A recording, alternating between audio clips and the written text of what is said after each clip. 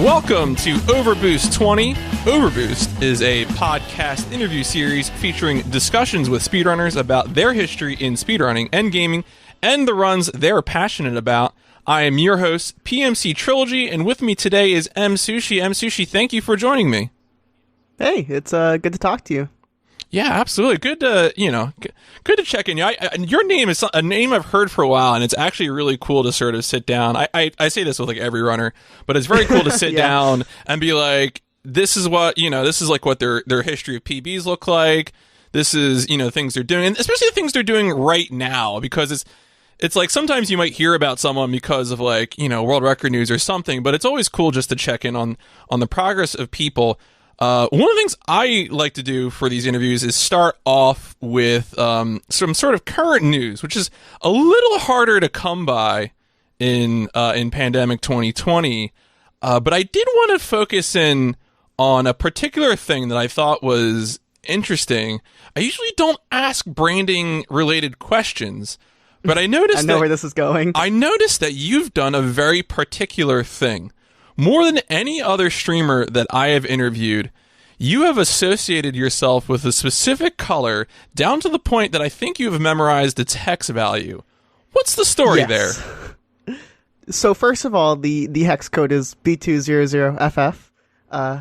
Not that anyone's keeping track, but very very long. I guess not even a long story, but it's just a weird story because when I first set my profile picture to a purple square, I never realized it would stick, but for the time being, when I did set this, my Steam profile picture, which was the only platform I cared about at the moment, I'm gonna be honest, I'm not proud of my past self, but it would be various pictures of anime girls would be the go-to choice. I'd switch it out every month as I watch new anime, and even before that, I liked Pokemon as a wee lad, so I really liked Charizard and Mew, I think, were couple of my favorite profile pictures, but for the time being, I had my cutest anime waifus when I was back in my middle school ages, watching a lot of anime growing up. And one day, another Portal 2 speedrunner, his name is Zaipe, he actually just changed his profile picture to a black square, like just the color black. And we're obviously friends, so I talked to him a lot, and I'm like, oh, what are you doing there? Like, what's this new profile picture? And I feel like almost to make fun of him, I was like, oh, I'm going to make my profile picture like a blank color too. Like, what a statement. And I went into paint.net. I think literally I just picked my favorite color out of like the 30-something colors it gives you by default. Just filled it in, saved it, made it my Steam profile picture. And I kind of tossed him. And by the time I even set my new profile picture, the inspiration I had for my profile picture being Zaipe's, my friend's profile picture, was already changed. He was like, oh, that's just a placeholder. Like, don't worry about it. But I really had no reason to change off of my profile picture. So from there on out, it was just that color purple. And so at some point you made the decision really then to start putting it everywhere else, right? Because I think I've checked so much of your stuff now, your Twitter and Speedrun.com and Twitch. And that color is everywhere to the point where I think like even like you've found like your display name sometimes will include it as well. Yeah, I mean, I guess overall in terms of like content creation and branding yourself with a color is like one of the easiest things to do. And it was also just like for the time being, it was kind of like a funny meme. It was kind of an inside joke. Obviously, like when you set your username or when you set your profile picture, when you just make accounts, you never expect that, oh, one day I'm going to stream speedruns to a notable size audience and I'm going to have a Twitter account with this many people following me or a YouTube channel with this many subscriptions.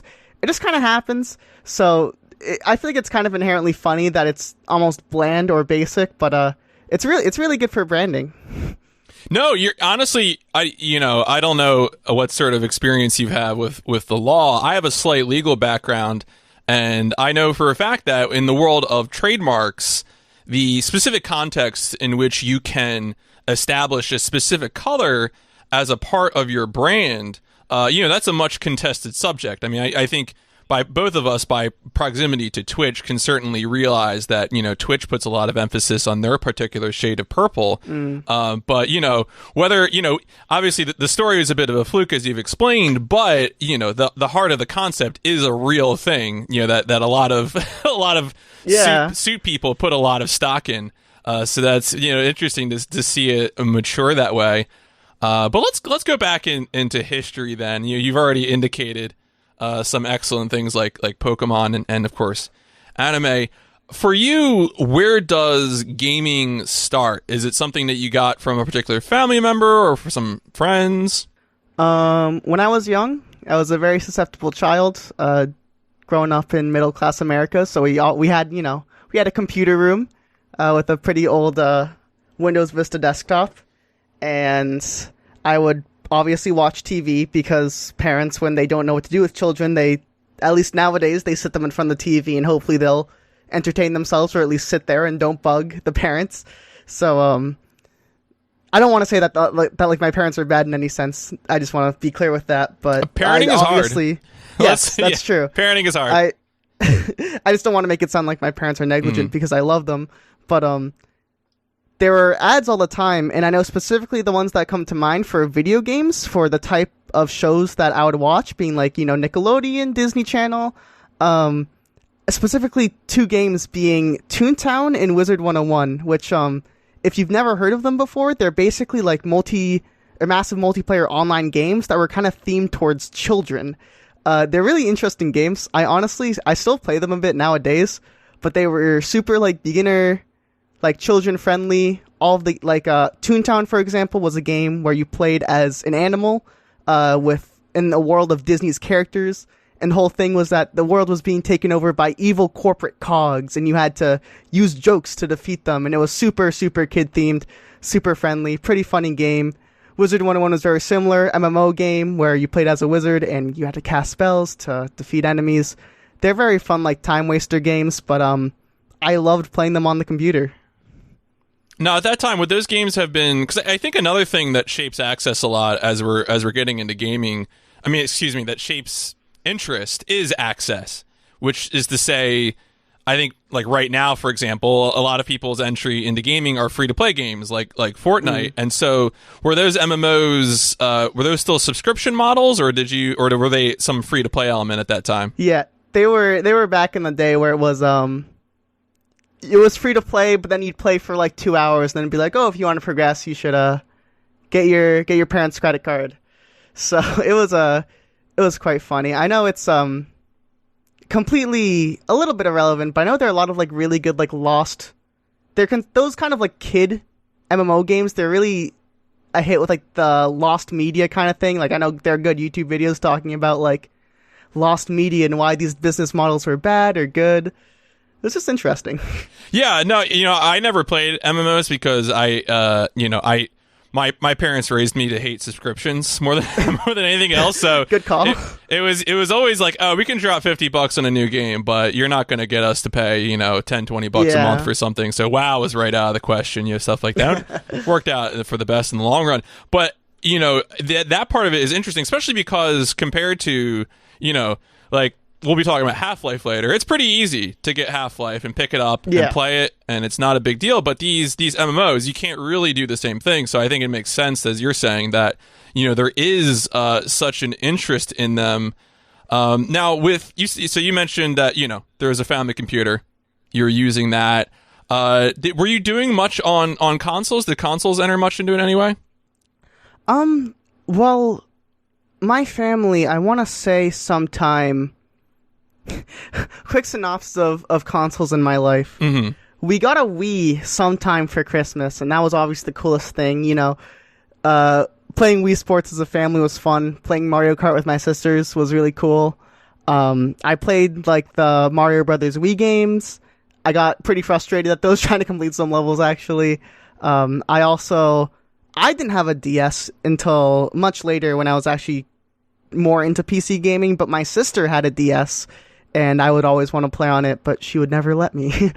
And it wasn't for a really, really long time. I don't think until I was about 11 or 12 where I got an Xbox 360. which even at the time I feel like for the kids who grew up nowadays, I guess for perspective, I am born in 2001. So it's kind of the kids that are like, to put it in the sense, grown up on Xbox Live chat where people are playing Call of Duty and saying slurs and screaming and doing really, really dumb stuff. I was never like into that. I never got an Xbox until 5th grade, and I feel like in today, like at the age I am right now, thinking like 5th grade, like you just got born, like you're still a child. But I literally remember some of my friends having Xboxes from their parents or from their brothers or sisters in like 2nd, 3rd grade, and they'd be playing these games. Yeah, so I felt like I was really behind on that, and I actually like never even played any of those games. I have a lot of memories of playing Minecraft on the Xbox 360, and all of my friends would be like, okay, we're gonna go play COD Zombies. And I didn't own the game, and I didn't really have any interest in playing it, so I'd be like, okay guys, I'm gonna stay on the world, have fun. Yeah, I mean, I guess for the benefit of the listener, just to maybe understand the context of where I'm asking questions as the interviewer, I'm 32, and so when I grew up with online PC gaming, it was still in the era of mostly dedicated servers. Matchmaking was something that was really sort of later for me. But so that meant I still heard slurs. It's just I came back to hear the same people say the same slurs. Instead of it being randomized, so some things change, some things don't. So I guess going from there, I was already going to ask this next. I think you got into it a little bit. We're going to be talking about speedruns, and which are largely single player enterprises. You mentioned that you'd gotten the Xbox 360, and that led you to do some online Minecraft. Did you have any other big phases of multiplayer gaming for, Counter-Strike, MOBAs, things like that? I think even still today, I play a ton of games. I mean, like, I guess in a sense, I don't even know if I'd call it a flex, but I've played almost every, like, major esports title, I guess. At one point, I was gold in League of Legends. I've played probably 1,000 to 2,000 hours in that game. At one point, I was Legendary Eagle Master in Counter-Strike, which is the 3rd highest rank. Probably across many different accounts, I have 2,000 hours in that game. I tried Dota for a couple 100 hours, didn't like it too much. I was Master in Overwatch, which I don't even know if the ranking system is still the same, because I haven't played that game in years. But I feel like, with the exception of, like, you find it weird because when you think about speedrunners, you think they'd like a lot of smaller single player franchises, and I actually feel like there are a lot of single player games in series I'm missing out on. To give like brief examples, I've played a bit of Fallout. I haven't played the whole series. I haven't played a lot of The Elder Scrolls. I haven't played what else? No other games are coming to mind right now. But there are like some really good single player games that are like on my list that I still haven't get to. And I feel like literally yesterday I was playing League of Legends with some of my friends just to sink some time into it. So to answer that, yeah, I feel like I've played almost every single multiplayer game. And that never really started from a young age. I just always felt like I'd see a game, and obviously a lot of these very big games are free. League of Legends I know is free. Counter-Strike was paid. Now it's free. Dota is free. Overwatch is actually pretty expensive. That's like the most I've paid for a video game, with the exception of like the Nintendo Switch games. Yeah. No, that's interesting. I find it really interesting to see the extent to which some things feel like they are omnipresent, because a lot of people have played League, which consistently surprises me. The only MOBA I ever played was original Dota in 2005. Oh, wow. That's cool. It was an experience. Also, a lot of slurs too, and Battle.net. But it's really interesting to hear your emphasis on the sort of the what I think you rightfully refer to as the esports titles, because I would have to imagine, especially since you are getting good ranks in them, you're improving in those games. I think that kind of speaks to your competitive interest. Part of the way that I had first heard your name was by you competing very successfully on leaderboards for games like Portal and whatnot. And so I think it's unsurprising in some ways that would spill over, that you would be more interested in sinking time into those endeavors rather than I don't know, going off and playing every Zelda game or something. I don't know what that would be. So talking about console, talking about multiplayer gaming, I did want to ask, I find it very interesting to ask when it is that someone transitions to really having sort of ownership or more full ownership of their gaming hobby. And I think especially for you, having the emphasis on esports titles and some of these PC speedruns that we're going to talk about, do you have your own rig, your own machine that you use for gaming and streaming? And when did you first come into having that as being your own thing rather than, the family Vista computer? Oh gosh. I know, so we had a family computer, and then a bit later we got like this cool, I remember it at the time, it was like an all-in-one computer where there was no like physical desktop box. It was just a very, not a thick screen, but it, all of the components of the computer were basically behind the screen, and it had a touch screen. It was like the coolest thing ever. So he had one of those computers which I'd play games on, and whenever someone else wanted to play, they could. I would actually really start speedrunning lightly on that computer, and playing a lot of those multiplayer games. I wasn't too into speedrunning at the time, but I kind of, had a slight interest in it. And then, I don't know which Christmas it was, but I like convinced my parents that for like my birthday is in November, so I convinced my parents for like a joint birthday and Christmas thing that I could get parts to build my own computer.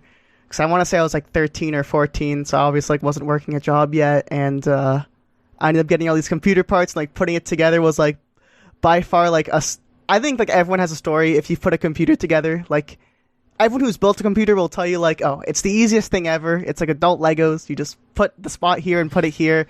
And the first time you're doing it, you're so terrified. You're holding like these expensive components, and you're like, oh, I don't want to mess this up.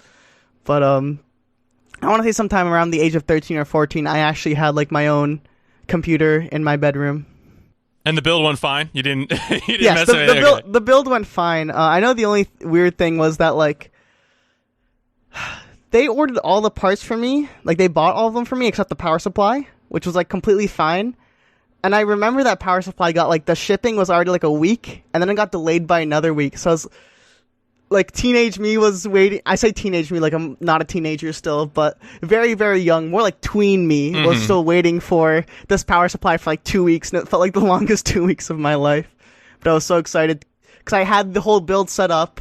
Just I need to plug in all the power, and I was so excited and so impatient. So. No, I hear that. I still have that sometimes, Oh, or at this point I've done a few builds, but I definitely remember the first build, probably in like 2006 is when I would have done it. And thankfully that was around when those builds were starting to get easier. It was, not in like the 90s where you risk cutting all your fingers by trying to play with things. But that's cool. No, I'm glad that you had that opportunity, because I mean, for me, I had to work summer jobs to get there, and so it was definitely good to have, because once you have that space that you can really play around, then I feel like that just sort of frees you to really, improve at things and really focus on it. So let's get into the speedrunning specific stuff then.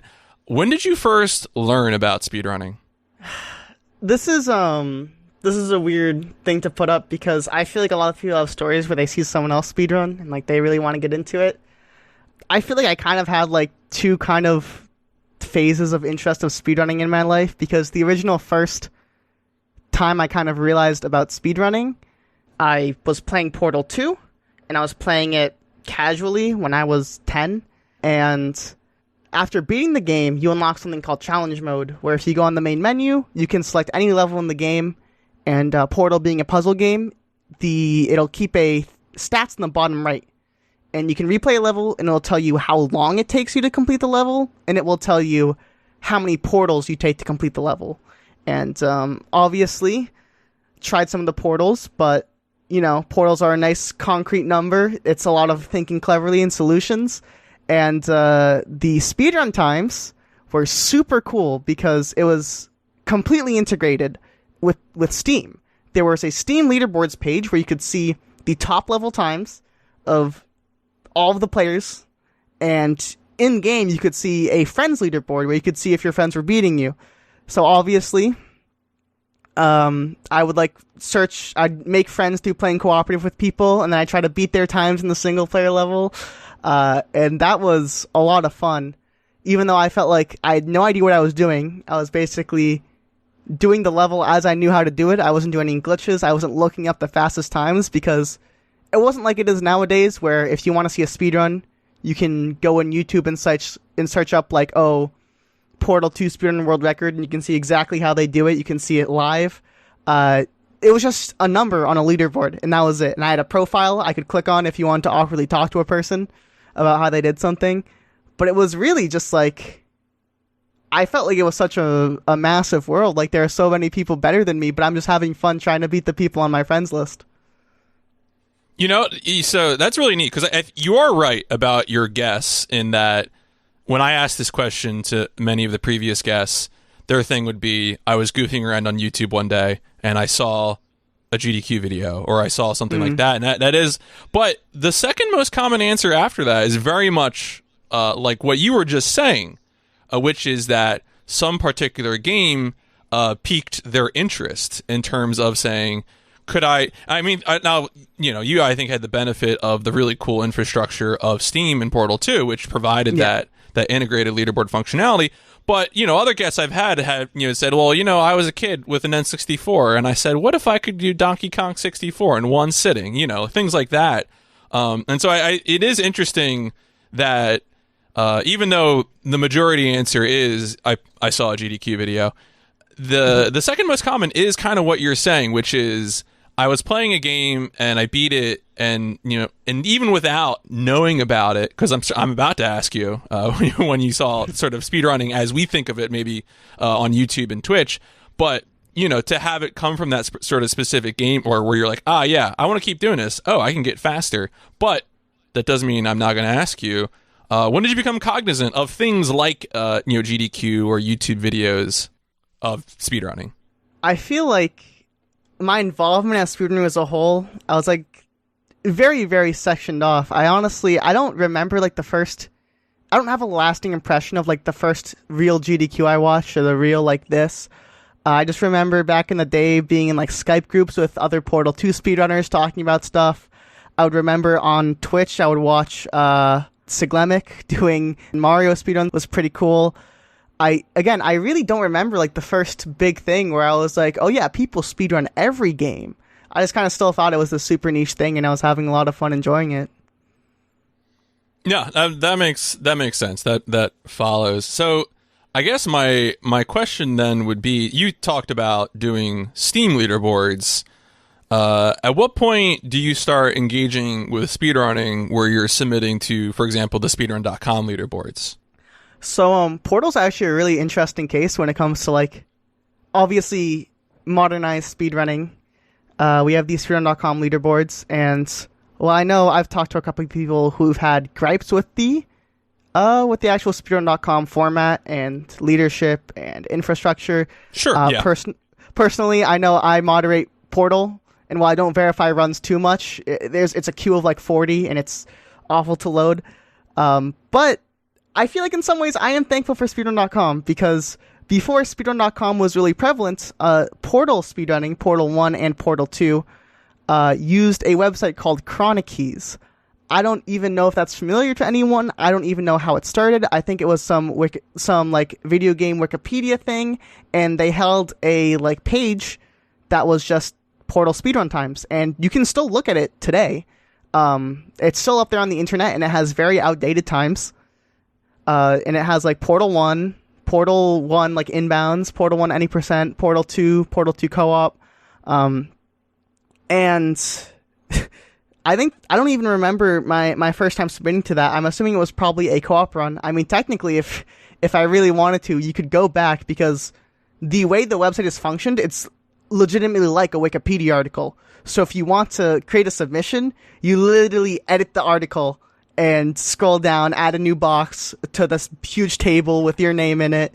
So you can probably go back to like 2013 and find an edit from a random IP that like adds Msushi somewhere on there. But yeah, it was just a small corner of the internet where obviously there was videos for proofs, and And believe it or not, despite me saying I first got interested in Portal 2 speedrunning, Portal 1 was like the first game that really piqued my interest of doing a completion from the start to the finish. And that was around the time where, I don't want to say like Portal 1 was super, super popular. I feel like in my perspective it was popular, but obviously like speedrunning was still so small back then. And the top runners, I know, big names that come to mind would be Sully JHF and Azure would be trading off the inbounds world record, and they'd always upload their videos on YouTube, and I thought it'd be the coolest thing to watch.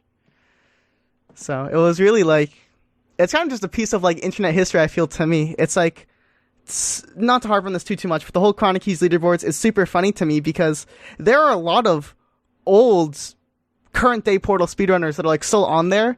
And it's funny because my friend that I talked about before, Zype, nowadays he's like currently the best Portal 2 runner for single player individual level runs, for the challenge mode runs. He's the best. At one point he held the world record for every single map. But if you go back to the Chronic Keys website, he's like third to last place in Portal 1 inbounds on those leaderboards, and it just says good run, which is funny because in today's standard, like, he'd never settle for something like that. So it's almost ironic to see this like piece of history. No, you bring up an interesting point in speedrunning generally, which was that pre-speedrun.com, you had a lot of the most popular communities would have some sort of leaderboard. Now, some of those leaderboards have persisted. I think like Super Metroid, Mega Man, those ones are still around. But a lot of the other ones, you're mentioning the Chronic Keys one for the Portal games. I can also think of like Final Fantasy had their own separate thing. I think even more informally, you might have things like Google Sheets and whatnot. But a lot of them, some of them are still around, or just other leaderboard sites in general. I know, like a previous guest mentioned a website I never heard of. It was like a British website called like Cyberscore or something like that. And what? Yeah, I'll have to look it up. But but it was a website that still exists. It was very much just imagine like British Twin Galaxies or something like, and that was it. Funny. And that was in like the mid 2000s. That was it was Peaches. Wow. It was their gateway to sort of exchanging strats and times, with other runners.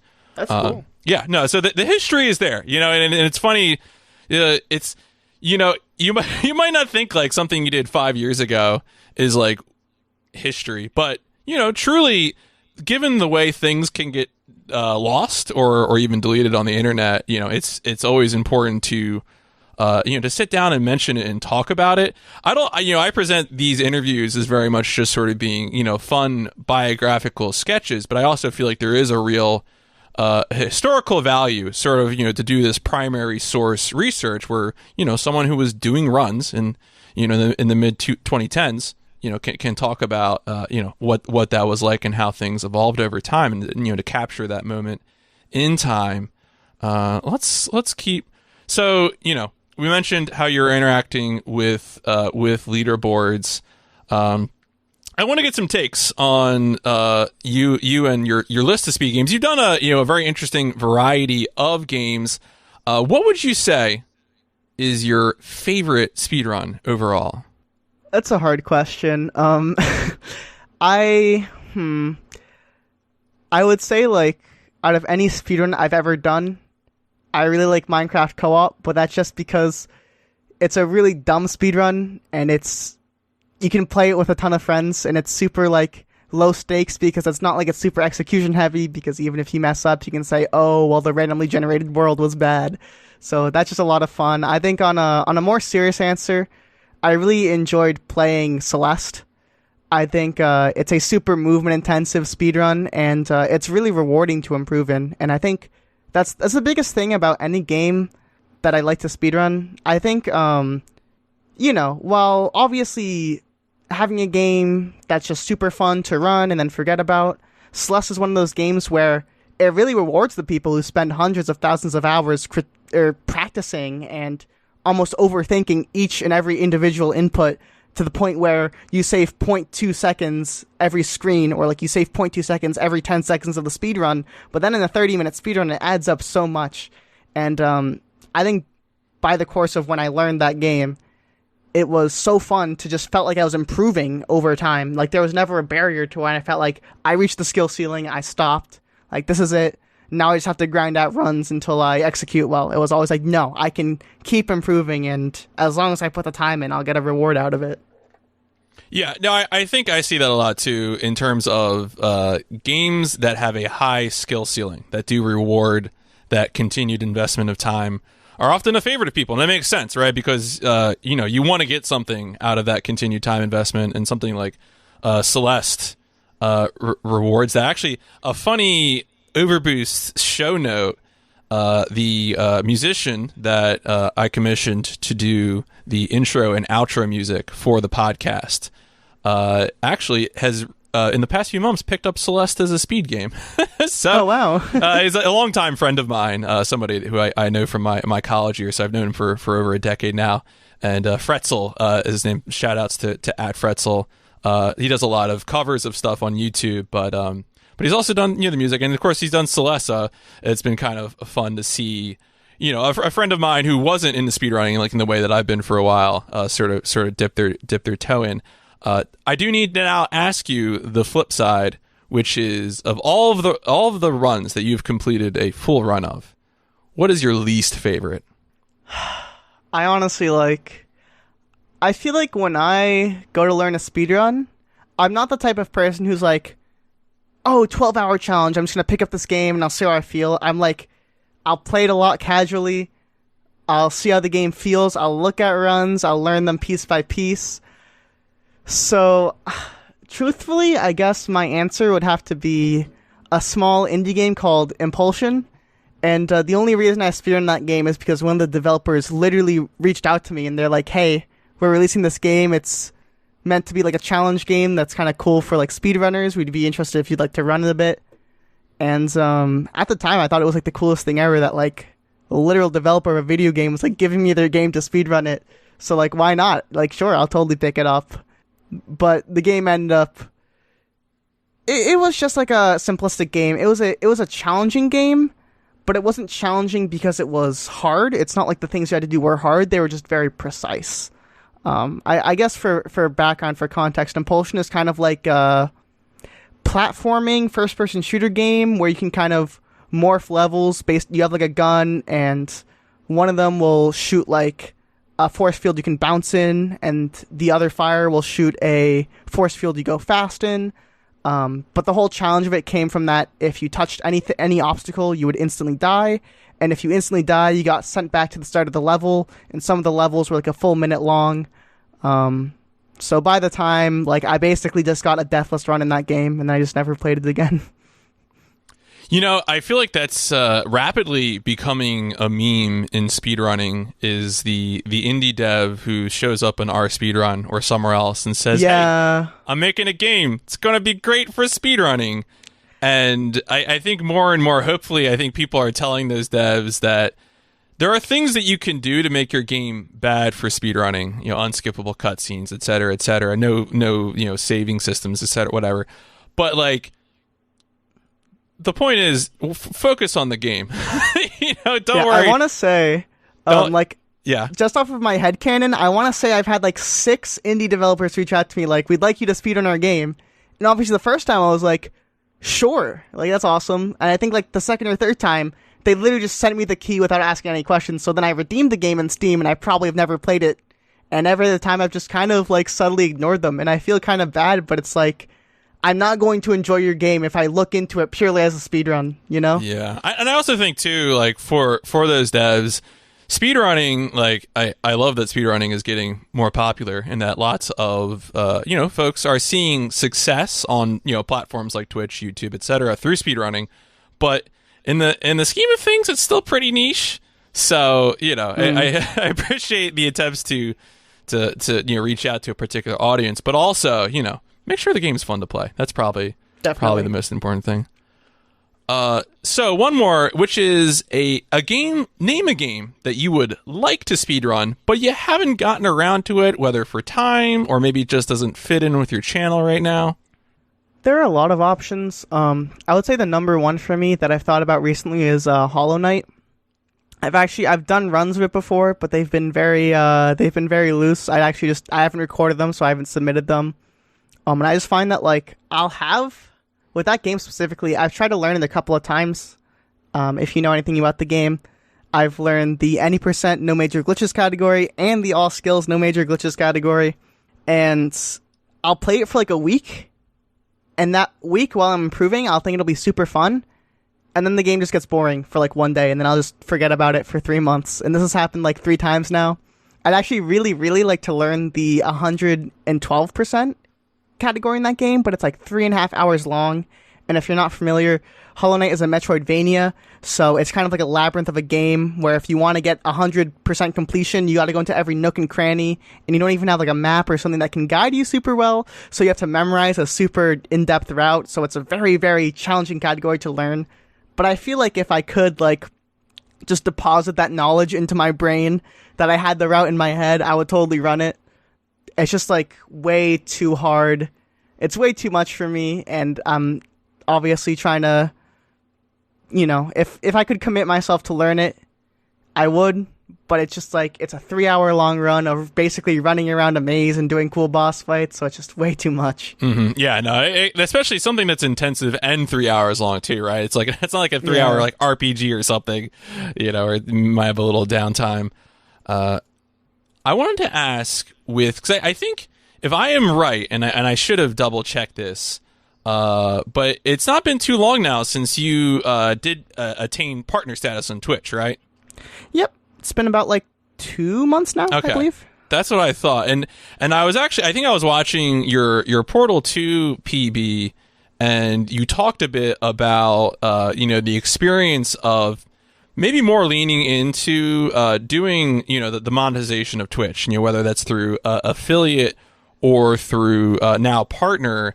And I'd be curious to hear, because, you know, I think a lot of people, you know, especially maybe as you're older and you kind of might view Twitch as a side hustle, are, you know, kind of eager to get into that part of it, the monetization part. But I feel like for you, that's come a little later. And I just wanted to ask you, like, sort of, what is your history getting onto Twitch as a platform and then making those decisions to go for affiliate status or now recently partner status? Yeah, so I feel like it's kind of interesting nowadays, because I feel like speedrunning kind of goes hand in hand with content creation.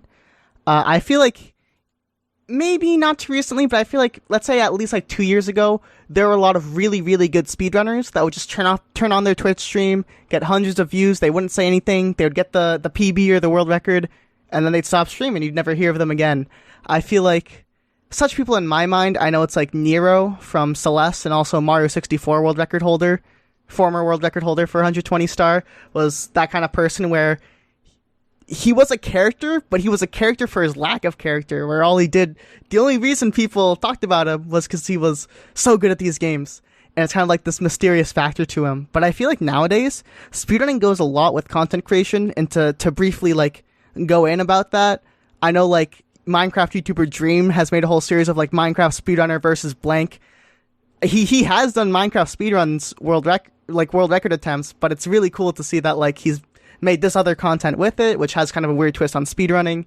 I know there was another video that's related to Portal about 2 Portal speedrunners came into someone's chat when they were doing a blind playthrough and tried to teach them speedrun strats, and that video has like 2 million views.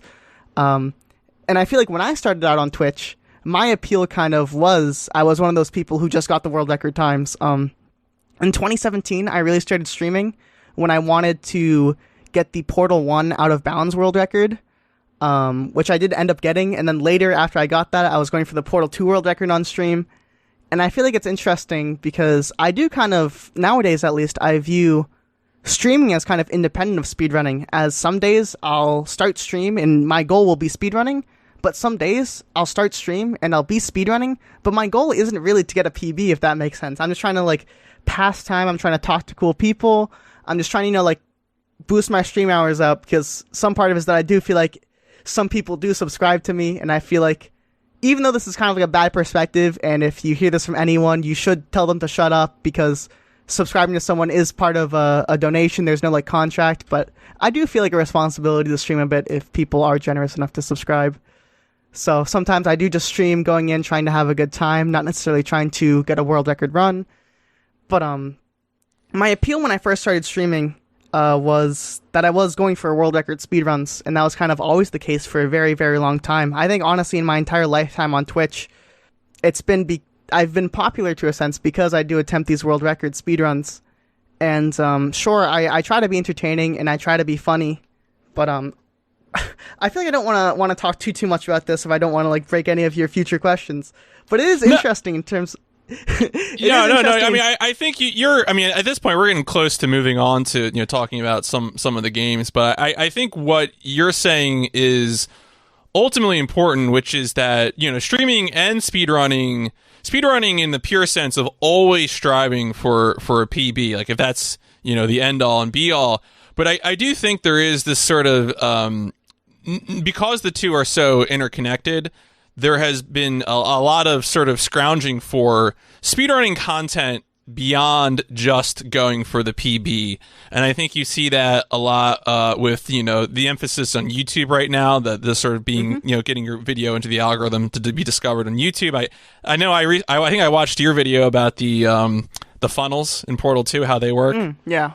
So like, and of course, other people, Waifu, is a person who talked to me a lot about YouTube and speedrunning. And then also the act of doing, multi-game marathons. I've noticed for speedrun streamers, that is very popular to just do a bunch of your speedruns back to back without, with the emphasis being on the marathon portion rather than being, on the PB portion.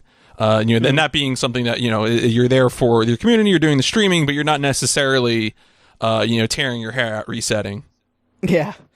Well, I mean, recently I've been doing something I've called the Valve Series speedrun. I don't feel like it's the best name, but I guess that's just what we're going with it. And it was a back-to-back speedrun of Half-Life, Half-Life 2, Portal, and Portal 2.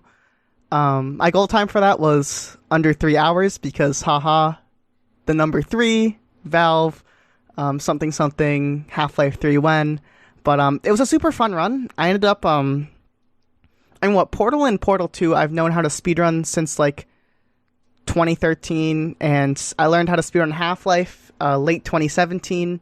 And specifically to do this run, I actually learned Half-Life 2 this summer, which was a lot of fun to do. It was kind of funny because another Portal speedrunner, Can't Even, he's currently he's always buddy with me on the Portal leaderboards, but he was actually learning Half-Life 2 as well, around the same time. So it was kind of funny to have this kind of pseudo competition as we were both learning the game. But I ended up completing that run in under 3 hours, and I haven't touched it since because I am a bit motivated to improve my times in other games, but it's something I actually really, really want to do more because when I discussed about when you want to stream and not stream to get a world record, it's really kind of more relaxed to have all of these a multi-game marathon because it's almost impossible to rewire your brain in a sense to go with different things. For speedrunning, a lot of it is muscle memory, and that I don't want to say being able to run the game with your eyes closed because obviously being able to see helps a lot. But it's the idea that sometimes you do stuff before you even know what you're doing, and that's really helpful. And if you're kind of juggling games back and forth, you really have to actively think and go, oh, what am I doing here? What's happening? So I think it's a really, really fun run. No, I hear you. It's definitely, it's cool just to see, how you interact with it. Meaning, because when you're doing a one run individually, you're doing things automatically, without thinking about it so that your mind can be on other things to then kind of go through a gauntlet. It is fun. I think I've done multi-armored core speedruns and have had a very similar experience in talking about it with other people. So that's interesting. All right. I'm going to ask a question here that normally this is a question I would ask if I saw someone doing things like compression gloves, things like that, which is to talk about health in speedrunning.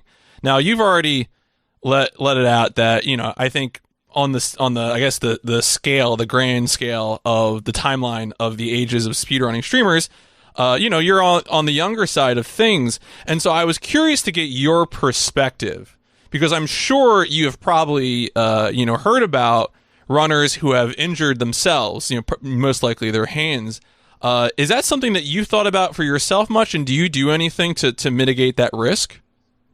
Yeah, actually that's something I've been very, I wouldn't say frequently, but here and then I've talked about it with people about not in general, just in speedrunning, but nowadays, even work life is so much accustomed to just sitting in front of a computer all day, and posture and your eyes and your hands. It's so important, and I feel like in a couple years or decades from now, like we're gonna see a lot of negative health attributes from like computer usage, and we're gonna have like super ergonomic chairs and super ergonomic keyboards and super ergonomic mouses. And granted, they exist now, just people don't buy them. I know personally, I try to make it a habit to like do some sort of hand stretches, either in between runs or like on loading screens. I know usually it's not that much of a problem for me, like prolonged computer usage, because normally I'm, going to school full time. So I kind of, even if it is an unhealthy, like overall, like according to professional, it would be an unhealthy usage of computer time. It's manageable, and I'm accustomed to it. But I feel like recently with current world circumstances and quarantine, I've actually like probably sometime in June or July, I had a realization like I've done nothing but sit in front of the computer for 3 months, and like my eyes are starting to hurt, my hands are starting to hurt. So I ended up taking like a 5-day break of just like, well, obviously I still use my computer, but it was a lot of more just like watching videos, and I didn't really play any video games for a bit. And I tried to exercise a bit more and things like that. So I actually am like a very huge, I wouldn't say an advocate, because I'm not very outspoken about it, but like as of like my beliefs, I do think it's like super important to monitor your health, because I think it's almost while I haven't like fully done very vigorous exercise in a while, throughout high school I was on track and cross country, and it's a lot of that sport or exercise, if you don't want to call it a sport. It's a lot of just pushing yourself, and even if you feel bad, you have to keep going on. The good news for that is that your body will always limit you. Your body will never be like, your body will always kind of tell you that like, hey, you should calm down for the day. Like, I don't feel like doing this anymore. When you're playing a video game, you kind of always have this mental aspect that like, no, you're just playing a video game. What's the problem? And you kind of don't realize it until you do something else where you're like, whoa, that feels weird in my hand. Or like, wow, did everything just get blurry all of a sudden? Or like, my eyes feel really tired or something like that. So I think it's super important to kind of monitor health aspects, because it's especially something that's kind of irreversible. And I feel like with the way technology is going, of course, we're going to spend more time on computers. But I do think it's good to be cognizant of the fact that, like, sure, if we listen to everything health professionals want us to do, we'd be standing in a solid room with no light, and we'd be doing jumping jacks all day, and we'd be having no fun. We'd just be exercising. We'd be eating lettuce all day. We'd have a nice portioned meal of like half a steak for like the whole day, and then like lettuce, and then like a couple tomatoes maybe. But I do think there should be a middle ground where, hey, we shouldn't play video games all day, but if you're gonna stay in front of the computer a lot, you should take some precautions. Yeah, I think my advice from the age of 32 is always take warning signs seriously. You know, if you were talking about, you walk away from gaming and your hands are funny, your eyes are funny, something's wrong. Take those warning signs seriously, because the warning signs you can work through that. You can exercise, you can change some habit to deal with that and mitigate that. But when things break, that can become a new feature that, is just a part of who you are as you grow older. And to the extent that you can avoid that is preferable, advisable even. All right. So one more sort of general question then. And I think you might have gotten close to answering this. I usually like to ask very open-endedly, do you feel like you have a mission statement or role when it comes to speedrunning, whether that be routing, glitch hunting, grinding out attempts, or you could phrase it in some other way, even outside of that kind of paradigm? I guess not really. I mean, I guess I really like doing runs and being on the super execution heavy kind of side of things. I like making things more consistent. In my runs, I don't like doing anything unless it's like absurdly consistent.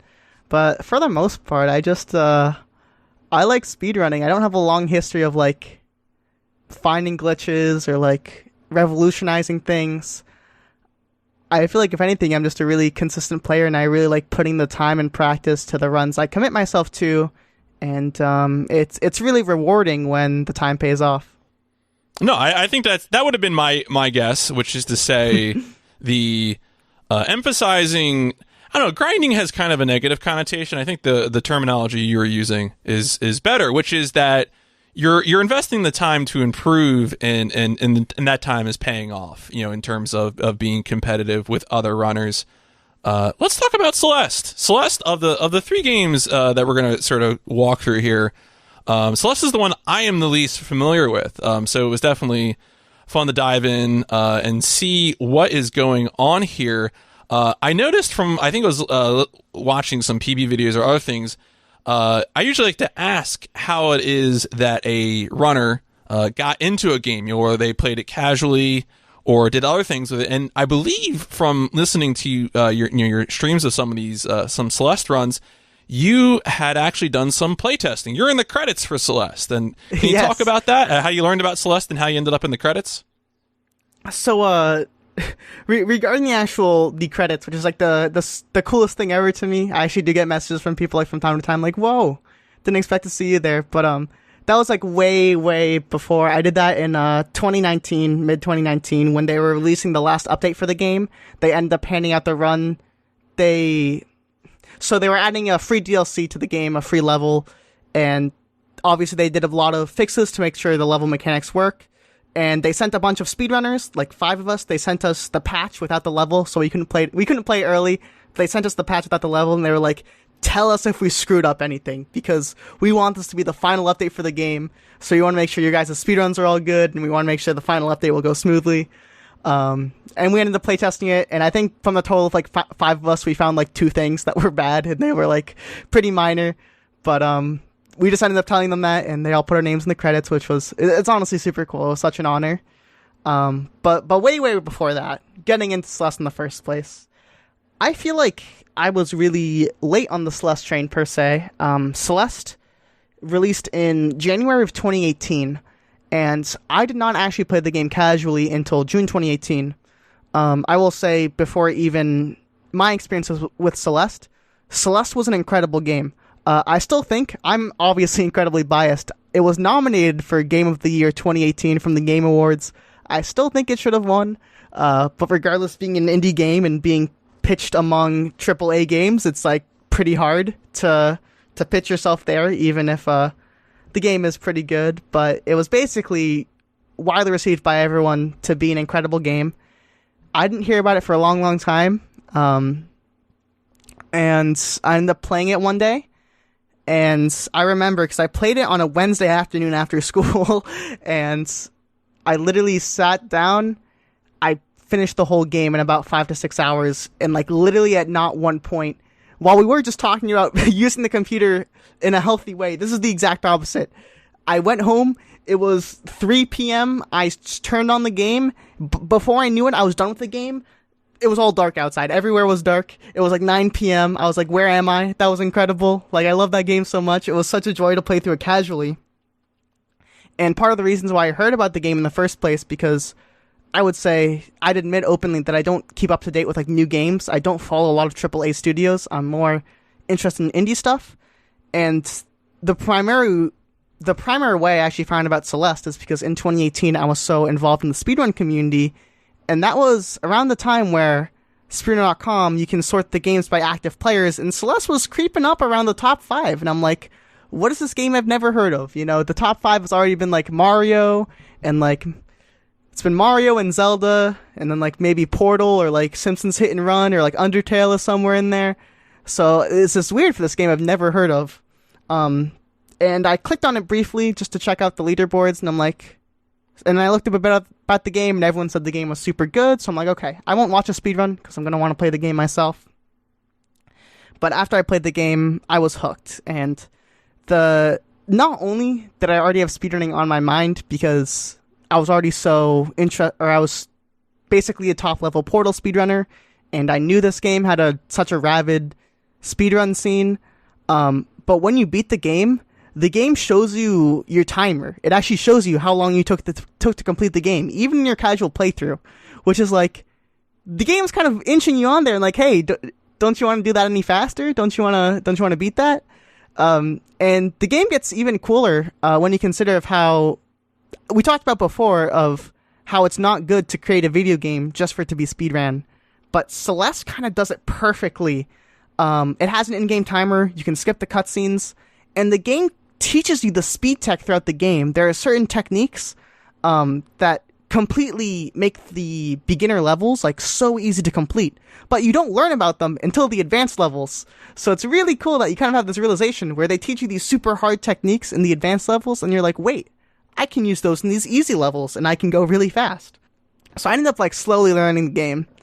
And again, at the time, because it was such a popular speedrun game, I had friends who speedran Portal that also speedrun Celeste, and it was kind of a competition to beat them. And it was just such a self-improvement game. It was a lot of fun to improve on it. And I know that Summer Games Dunkirk 2018, there was a race between the current like first and second, or maybe first and third, TGH and Yoshi Pro. And at the time, I was still like kind of okay at the game.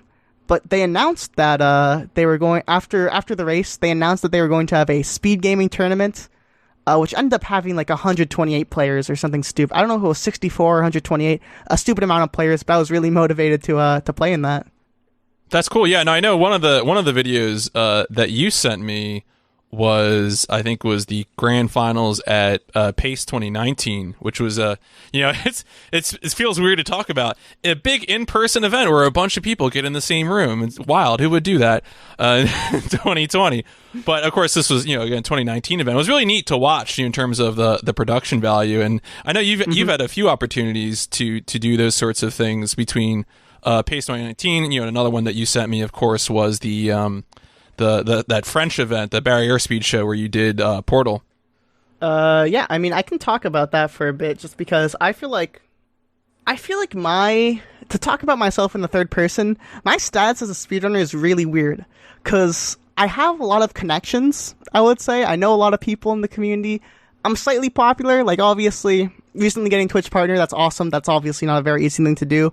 Recently I've had a huge upsurge in YouTube growth, which is awesome to see, but it's not like, when you think of speedrunning, you might think of someone like Cheese for more recent times. Maybe you think of someone like Liquid Wi-Fi, very popular speedrunner, or maybe like Shift. Obviously I'm nowhere, well, I wouldn't say I'm nowhere up on that list. Maybe I'm a couple notches down. I mean, it depends what you're ordering the list based on, right? Yeah, but I feel like I say that for the contrary, because I've had a lot of really cool opportunities as a speedrunner. I guess technically with the idea of like making speedrunning as an esport, I've participated in 3 different events for cash prizes. The first of which, I'm just going to quickly walk through all these. The first of which was Celeste Twitch Rivals, which was a speedrun tournament put on by Twitch themselves. It had a $10,000 prize pool. They invited the top 20 runners for Celeste, and the rules were, I think it was probably the best ran speedrunning competition, like best format I've ever seen, where it was just starting at this time, everyone does a no reset run, like your first run you have to complete, and then from there on out, okay, let me back up a bit. There was a 4-hour period total. Everyone would start a run, the 4 hours would start ticking down. Your first run had to be a no reset run, so you could get a qualifying time. And then from there on out, it was a free-for-all. You could reset whenever you want. You could continue runs. But by the end of the 4-hour period, you'd be ranked based on your best completed runs in that time frame. And cash prizes were awarded based on how you placed. And that event was super fun. It was also completely online. So it was like I got home from school one day, turned on my stream, played Celeste for 4 hours, and I ended up making some money off it, which was super cool. Going forward, the whole Global Speedrun Association is an interesting thing, because I think people would more recognize them for their Mario stuff. They've more recently, I guess not really more recently, but back in like January of this year, their Mario Maker leagues were kind of popular. But back in 2019, in like January 2019, they announced that they were going to have 3 speedrun leagues of like kind of esporty races. For Celeste, Mario Odyssey, and Mario 64. I, of course, was invited to the Celeste League, which was around 12 other players. There was like an online route where every week you did races with other people. And basically by the end of that, the top 8 would play each other for qualifying matches. And the top 4, if you won your qualifying match, you would be invited to their in-person event, which was called PACE 2019. Or just PACE, but it was the 2019 iteration of the event, which has been its only iteration of the event. But basically, it was going to be the finals of all of their leagues, being Super Mario 64, Super Mario Odyssey, and Celeste. And all of the runners were invited. Not only were they going to receive cash prize for competing in the league, and even the people who competed online got a fraction of the prize pool, but a lot of the travel was completely paid for, so it was kind of a VIP experience. And I remember talking about this with my parents, because at the time I was 17 years old, and it's kind of hard. I mean, I'm very thankful for my parents, because it's kind of hard to like bring that topic up, like, hey, so you know how I play those video games a lot? I might see a trip down to Maryland in the future. You guys okay with that? Like, just go small weekend trip. It's kind of a weird thing to talk about, but basically I explained it to my dad a lot, and he was actually super interested. This was around the time, because they didn't actually tell us. They didn't give us a lot of information about the finals being in person, so it wasn't until those qualification matches where they're actually like, okay, if you win this, you're invited to the in-person event. And one of the runners, Nero, who lives in Japan, actually had to drop out because they could not travel to the U.S. Under any circumstances. So, I'd like talk to my dad, and I'm like, yeah, so if I win this race, like, they're gonna pay for my travel and like go to this thing down in Maryland. And at first I thought it was gonna be like, you know, kind of like, oh, like it could be a scam, like, you know, typical, like, I don't want to say boomer parents because my parents aren't boomers, but you know, like people being like, oh, like they're just trying to take advantage of you. My dad was like, hell yeah, like this sounds super cool, let's do it. And I ended up winning that match and obviously going to the event. It was down in Laurel, Maryland, and I live in the northeast of the United States, so it's like a 7-hour drive there. I ended up, as I said before, I did track in high school, and I actually had a track meet. So the event was Thursday, Friday, Saturday, Sunday, and I had a track meet the Wednesday before, but since the drive was so long, it was basically like I got home from school. I did not go with the track team. I told my coach, went straight home. My dad like took the day off of work early, and we drove down to Maryland.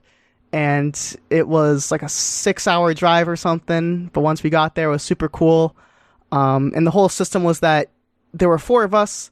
Each day we play a round robin. For the first 3 days, being Thursday, Friday, and Saturday, we play the other players in a round robin. And then, depending on the standings of that, on the standings of the round robin, on Sunday, there would be a finals, a best of 5 match between the top 2 people. I know for the Celeste League, the players were me, TGH, Chai Kitty, and Fledervi. I know Fledervi came all the way out from Brazil, so it was super cool to see him. I mean, that's one thing. Even though, like, technically this was a competition and we were competing with money, we were all friends, so it was so good to see each other. And the finals ended up being me versus TGH. And it was, I don't know why this memory sticks with me, but we were all getting dinner together that night, a lot of the Celeste people there, Celeste speedrunners there, and we were like waiting in line at Five Guys, and we kind of looked each other's in the eye for like three seconds, and he looked at me and said like, so we're just having like a Celeste money match for $1,000 tomorrow. And it was like the most surreal thing. Yeah. Something I didn't even note about this, the whole prize pool, not for the other speedrun leagues for Global Speedrun Association, but the Celeste League in particular, the developers of the game, Extremely OK Games, they actually funded that prize pool. So that was like a super cool thing to see. Yeah, very much. Yeah. And I ended up losing 3-0 in those finals. It was like whatever. Yeah, I watched part of that. I saw that. Yeah. I wasn't going to bring it up.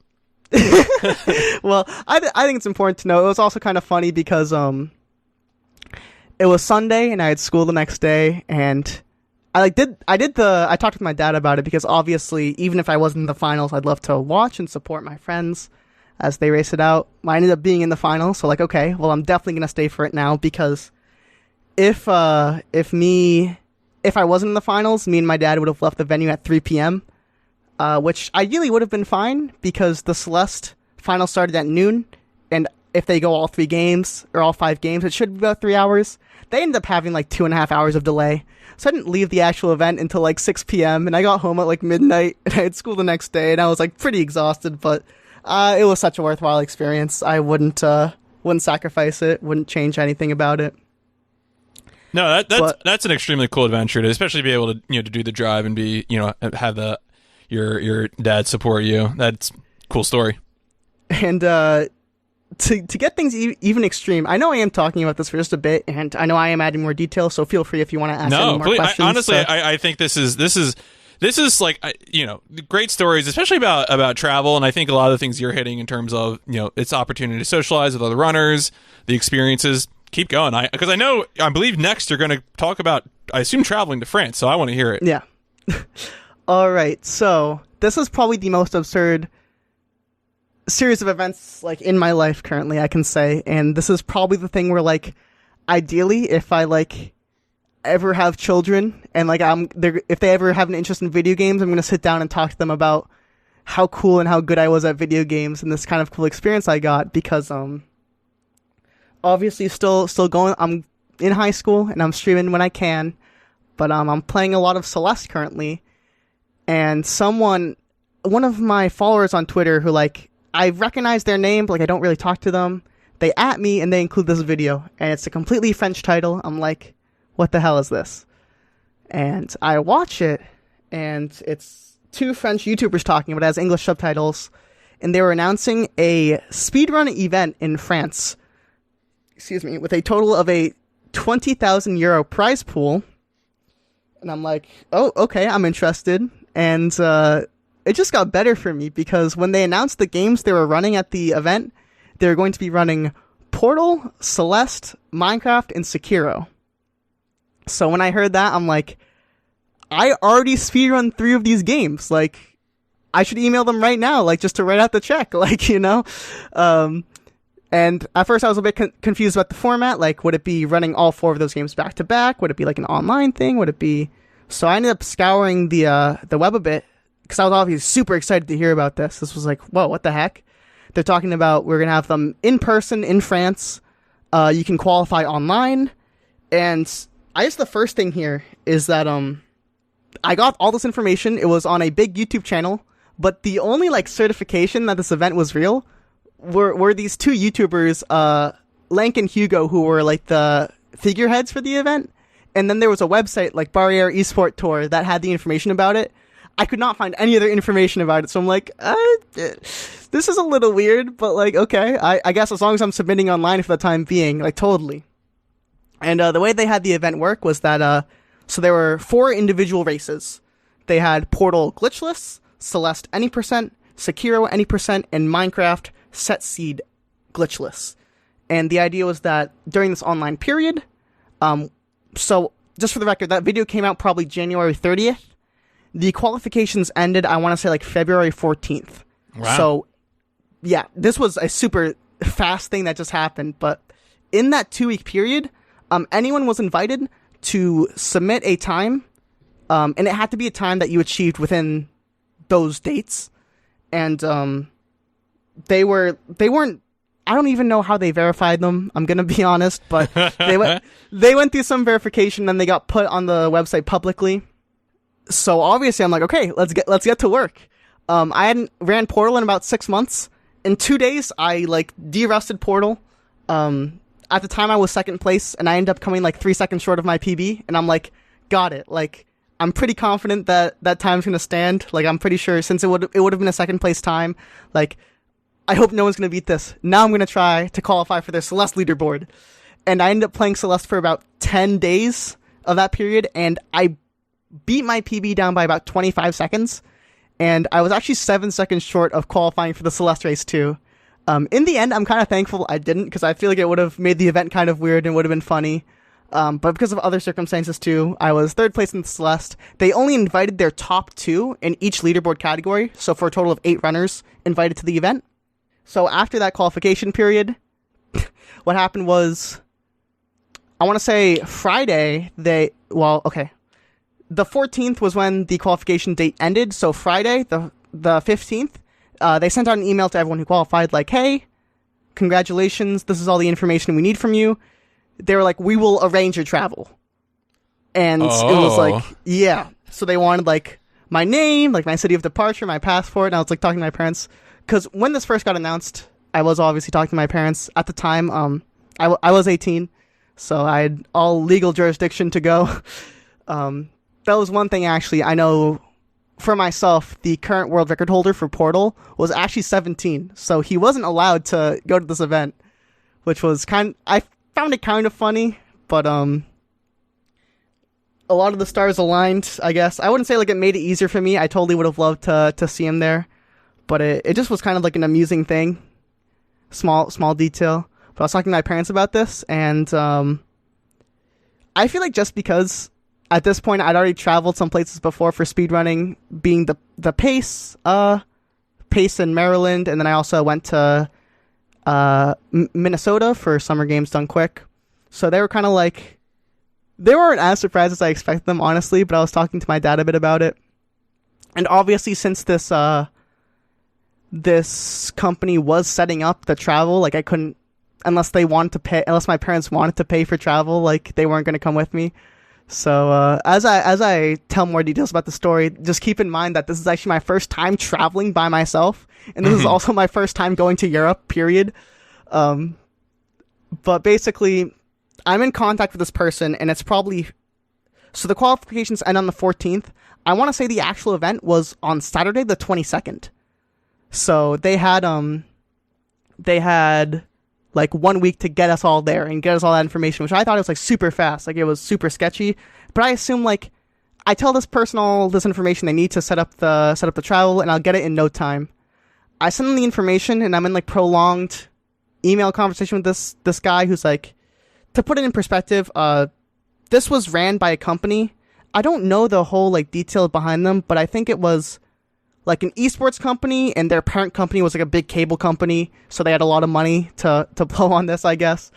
Because I do feel like they didn't make a profit on this, but honestly, the production I don't complain. values all looked super crazy, nice. yeah. I was like, I don't know what they're saying, but everything looks very nice. Yeah, I guess for context, while I talk about the story, if any listeners are interested, if you search up the Barriere Speedrun Show on YouTube, I know EasyScape also did English commentary for it, but all the event was in French. So continuing on, what actually happened there from Thursday night before I'm in contact with this person, I actually got really sick. I didn't find out till later that weekend when I went to the doctor's office. I had the flu and strep throat. So I was like, I was really in bed rest for like this whole time while I'm trying to email this person. I'm hoping I'm going to be healthy in time. I ended up having a school vacation week during the next week, so I ended up going perfectly. So I was just in bed all day. And through prolonged email conversation, I was really worried because it was Tuesday, and I still haven't heard from this person at all about like where I'm going, what are my travel plans, do I have a plane, do I need to pay for this myself, like what's happening, is this not even happening? Tuesday evening in Eastern Standard Time, so it would have been like basically middle of the night French time, this guy emails me with plane tickets, and it's this most absurd thing because I'm like, how rich is this company that they just got international tickets on a 2-day notice? So it's like the most absurd thing. What was also a small difficulty for me was the fact that just based off where I am located, it would have been a lot easier for me to fly out of an international airport located in Boston. I'm assuming because of price reasons, and probably also because I assume that French people don't understand that American public transport isn't that good. They sent me flying out of the John F. Kennedy Airport in New York. Oh, they sent you out of JFK. I'm so sorry. Which was a significant distance away. That's a hike. Yeah, I was actually in conversation with TGH, who again, he kind of throwback to I raced against him at Pace. He was running for the Celeste portion of the Barriere Speedrun Show, and we are located pretty close to each other, so we were in coordination about our travel. They actually booked our travel completely together, so thankfully we knew each other, or else that kind of would have been awkward. That's good. But, That's good. Yeah, so we ended up just planning out all our travel together. We had not really a huge car ride, but it was still a couple of hours over to New York to make that plane. And it was my first time ever like flying over to Europe, and obviously it's like a 8-hour plane ride plus 6 hours of time zone changes.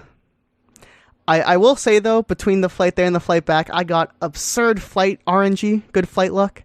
I ended up having the window seat both times, and I was at like the front of the cabin, so I had a lot of legroom. A very, very good experience flying with Air France, but it was pretty absurd once I actually got there. I guess one small detail was obviously as being an American, and I feel like not to talk too much about this topic, but I feel like immigration is, and like international travel in general, is something that's really heated in America. So I was kind of nervous when I'm in France and I'm going up to the officer, and all she does is stamp my passport, and like that's it. Like I'm in France. You know, there's like a visa for like 60 days that's completely fine.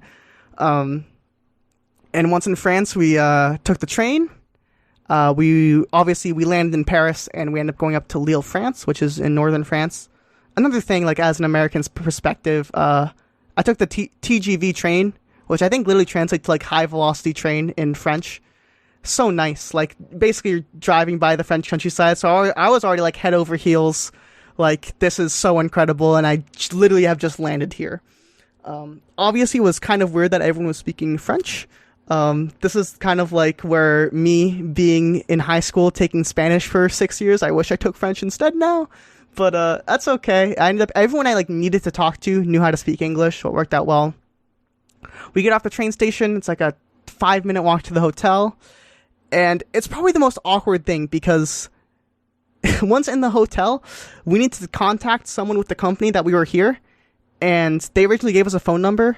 Our phones didn't work in France. So we just literally like added someone in a Discord, which is like the most amusing thing.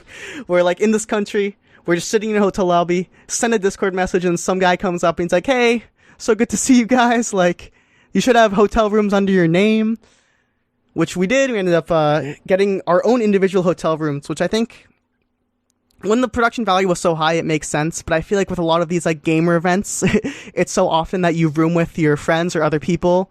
So it was really weird to kind of have my own room and just kind of sit there by myself. And the experience just kept getting better. They gave us vouchers for the hotel food, which had like a buffet style food, which was awesome. They let us practice with the computers on the stage. They showed us all backstage. Right before the event, they did like some light makeup, like some anti-shine on us, which was like, again, kind of a VIP kind of experience. We got to see the crowd. The actual event took place in a theater with about 1,200 people in it. So it was kind of nerve-wracking. Even backstage, we had this small room where they kept the runners in. They had just had a laptop in the corner that had the stream set up. They had like a plate of cookies. Halfway through the show, they brought in some pizza. They had like some drinks out. Like they were taking care of us. It was kind of a surreal experience. And in the actual event, Portal was the first race. So I ended up being one of the people who competed first. I did end up winning the race, thankfully, which was awesome. I feel like I've never been so nervous playing a video game, actually in my life, but playing a video game, period. And I feel like in comparison, that's kind of why nowadays, like anytime I play a video game, I'm just not nervous. Like even when I'm on like world record pace or whatever in my speedruns, I like nothing compares to how I felt with like these blinding lights on a setup I've never felt before, in a country I've never been before, with a ton of people out there like screaming. But it was an awesome experience. I ended up racing Bewix, who was a French Portal runner, so I think the crowd was kind of on his side, but I ended up winning by like 15 seconds. It was an awesome experience. I have a trophy still in my room. I know it's kind of an absurd thing that I have a trophy for speedrunning, but it's kind of in a spot where I look at it every time I get out of bed. Not that I actually take note of it, but it's like, in my view, the full show was awesome. The venue was like, it had a theater and there was a casino downstairs, so there was this huge after party in the casino. And what was really funny is there was a roped off section that as runners in the event we actually had access to, but it was just like the staff, the VIP. It was this little roped off section in the corner of the bar, and there was a literal bouncer at the front who like had to make sure we were like, one of the people who could be back there. And all of the runners, we were all back there, and I think we were all super tired, so we actually didn't like party or drink or anything. But it was just we were all kind of exhausted and sharing some time together. I was almost tempted to ask your American 18-year-old in France. You know, Yeah. I feel like that conjures a certain question, but I didn't want to out you. when I was talking to like my family and my friends, I was like, I'm not gonna like get drunk and I'm not gonna gamble a ton, but I feel like, you know, since I can't in America and I can in France, so why not have a glass of champagne, or why not, you know, throw some money in a slot machine? The whole day was so exhausting that I ended up just like talking with some people and going to bed. But the temptation was there beforehand. But I was like, I really, you know, at the end, I felt like thinking about it, like it would have been so cool to do these things I can't do in America. But it's like, this day is already so insane. Like, it's just gonna be a small bullet point. Like, yeah. No, I mean, I let you sort of take control of this, but I think it's really cool too, because not only were each of these events individually, the Twitch rivals online, traveling to Maryland, and then traveling to France, you got to have all these experiences through the world of, I guess more competitive speedrunning. And I think sometimes, the idea of introducing esports in speedrunning or more competitive events like this gets, I feel like I see it get a bad rap sometimes, and the complaint is that it's putting, too much of a focus on too few games. I tend to not worry about that too much. When at the end of the day, I think we're going to do what we're passionate about, and the fact that some games are popular enough to draw the attention of sponsors like, the people who put together the Barrier Speed Show, or the folks at GSA doing the PACE 2019 work. I think that's kind of how things are going to fall, and just to hear sort of the payoff of this from your perspective of having done the runs and then gone to the events, I think is really neat. And I hope people sort of enjoy hearing that progression from your perspective as sort of like, this is what it's like for the runner being invited to do these things. Yeah, I will add, like, super quickly, details I forgot while you're talking. I think like esports and speedrunning are kind of a debated thing. I don't have too much of a stance, but I feel like obviously I have profited a lot from it, so I feel like I have an incredibly biased position, if anything. But adding on to some small details before I forget about the show. So I ended up winning 4,000 euros, which prize money is obviously awesome. They did have big checks backstage, which I would have loved to like at least take a picture with or take home, but they didn't use them because of time restraints. I would have loved a picture of me with a big check. It had like a big check with like 4,000 euros on it, and it had GLaDOS from Portal. Super cool. They ended up not using them.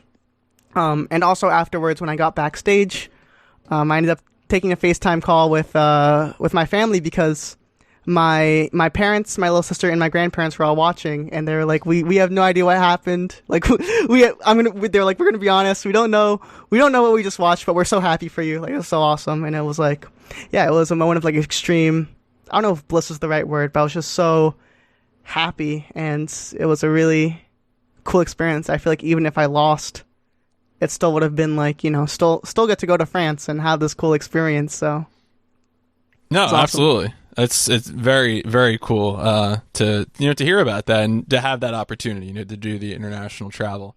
And that's like something where I feel like I'm gonna end this off here, so don't. Yeah, no. Like, go ahead. I just feel like as of my age, I'm 18 years old. I feel like I hardly understand where I live, so it's so surreal that I get this opportunity to do something so cool.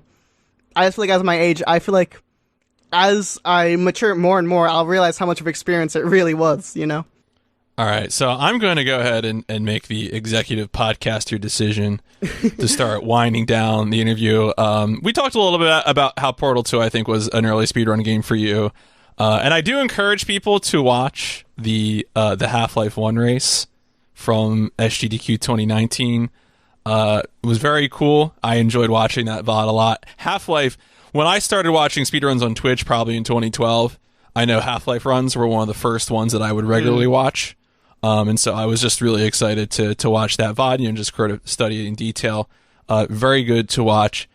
But let's start winding down. One of the things I like to do to provide some connective tissue to the interview series is get questions from my previous guest for my next guest, and then also, the next guest, the one beyond. My previous guest was horror speedrunner Demonic Robots, and Demonic Robots provided this question, which was, and I feel like you might have answered this already. If you had 10,000 hours to get a world record in a game, to get the best time you could, implement task level strats, what would be the game that you would dedicate yourself to? Oh gosh, I mean, I feel like hypothetically, if I had infinite time, I think it'd be really cool just to run Mario 64. I don't think it's a game I'd be enjoyed in, but it's a game that has a lot of clout, so I feel like it would be super impressive if you got a world record in that game.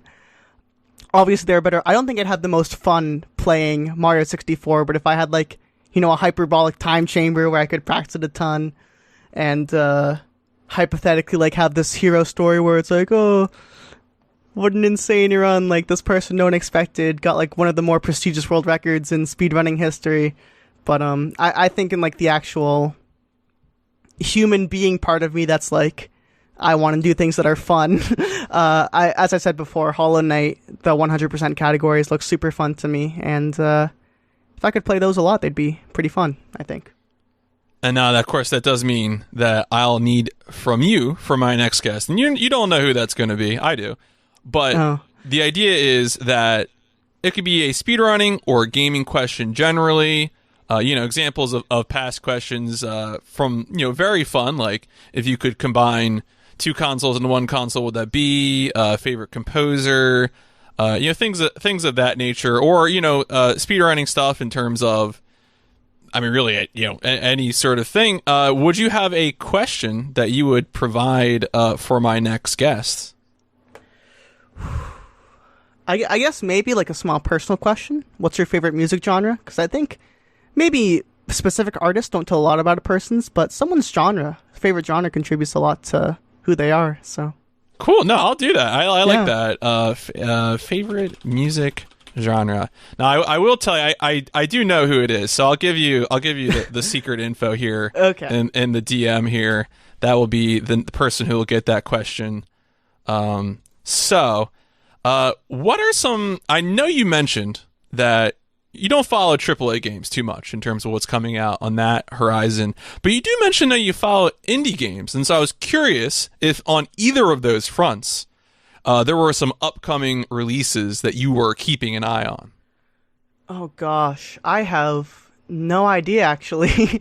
I've been slacking a bit lately just because, I don't know, it's kind of like the thing where as a result of staying inside all day, in reality you have more time, but you're doing nothing, so you feel like you have less time, So I just haven't been doing too much. So no, I don't have any games on my radar.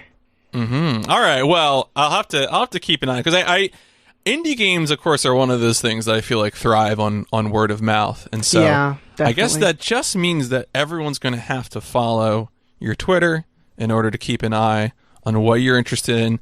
Where should people find you? What's the platforms they should be looking at? I most frequently live stream on my Twitch channel, twitch.tv/msushi100. You can follow me over at Twitter. It's msushi_. And completely irrelevant to my speedrunning achievements, on my YouTube channel, I've tried to make more, I guess, informational, not really educational, but informational kind of speedrunning videos explaining speedrunning glitches on my YouTube channel, that being Msushi. Or if you go to youtube.com/msushi100, because I couldn't get the normal hyperlink for some reason, but it's completely fine.